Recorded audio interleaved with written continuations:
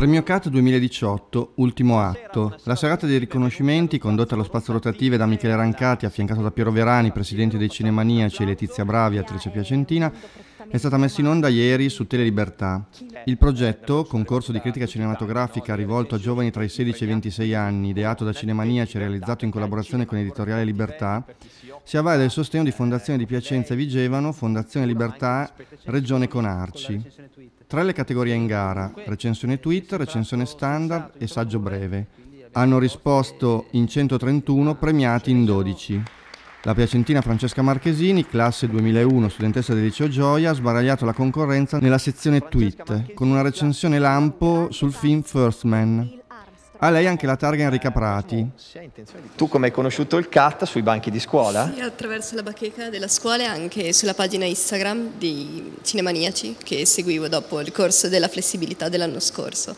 E quindi diciamo che è un'integrazione scolastica che ha assecondato la tua passione? Sì, anche per l'alternanza scuola-lavoro è stato importante come scelta, dato che mi ha portato poi a fare comunicazione, quindi ha influito fortemente. Tra gli allori anche il premio Libertà, assegnato dalla redazione di Libertin. Se lo è conquistato il 18enne romano Andrea Muratore, premiato dal direttore del quotidiano Libertà Pietro Visconti.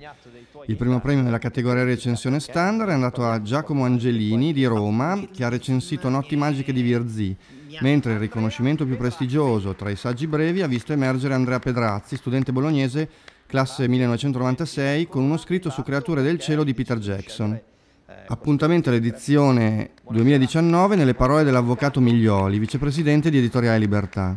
Editoriale Libertà è molto soddisfatta di come sono andate le cose anche quest'anno. Il premio CAT è nato che sembrava quasi gracile, invece adesso ha preso vigore ed è una realtà forte che certamente deve proseguire. Libertà su questa linea d'onda c'è e l'appoggerà in tutti i modi. Speriamo che il prossimo anno ci sia ancora più partecipazione e ci siano delle recensioni belle come sono state belle le recensioni di questa sera, tutte veramente di grandissima qualità. Complimenti ai ragazzi.